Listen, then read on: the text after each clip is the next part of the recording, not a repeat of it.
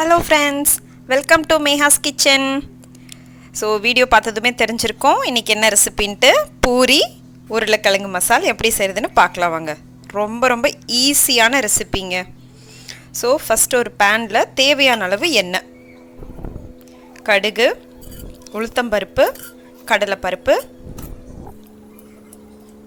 நல்லா பொரிஞ்சு வந்ததுக்கப்புறமா கொஞ்சமாக குட்டி குட்டியாக கட் பண்ண இஞ்சி, கருவேப்பிலை, ஒரு பெரிய வெங்காயம். பெரிய வெங்காயம் வந்து இங்கே நல்லா பெருசாகவே கிடைக்குங்க, அதனால் ஒன்று சேர்த்தாலே வந்து சரியாக இருக்கும் எங்களுக்கு. இஞ்சி வந்து ரொம்ப கொஞ்சம் குட்டி குட்டியாக கட் பண்ணிக்கோங்க, சாப்பிடும்போது அது வந்து கொஞ்சம் ஒரு மாதிரி இதாக இல்லாமல் இருக்கும்.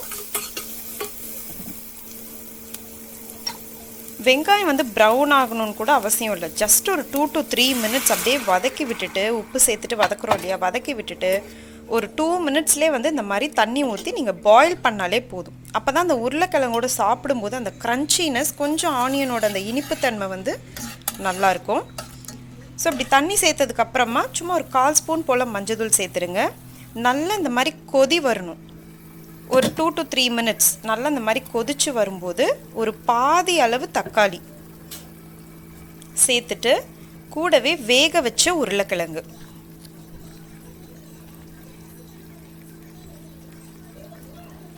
இந்த மாதிரி கையிலையே நம்ம வந்து அந்த மாதிரி போடும்போது, உதுத்து போடும்போது ரொம்பவே வந்து நேச்சுரலான ஒரு டெக்ஸ்சரோட உருளைக்கிழங்கு நல்லா இருக்குங்க சாப்பிட்றதுக்கு.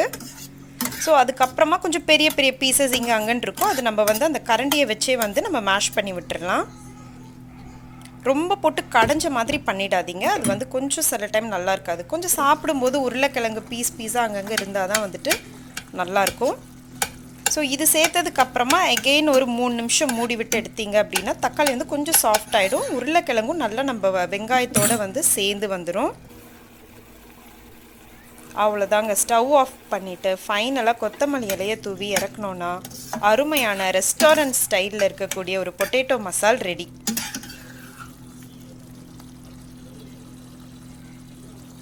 அப்புறம் என்ன, பூரியை போட்டு நல்ல மசாலாவை வச்சு சாப்பிட வேண்டியது தான்.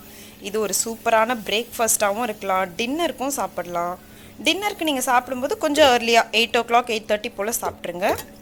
ஏன்னா பூரி வந்து ஆயில் ஐட்டம் இல்லையா, ஸோ நைட்டில் வந்து நமக்கு டைஜஷனுக்காக கொஞ்சம் சீக்கிரமாக நம்ம வந்து சாப்பிட்றலாம். ஸோ இந்த ஈஸியான ரெசிபியை ட்ரை பண்ணிவிட்டு மறக்காமல் உங்கள் ஃபீட்பேக்ஸை கமெண்ட் செக்ஷனில் சொல்லுங்கள். தேங்க்ஸ் ஃபார் வாட்சிங்.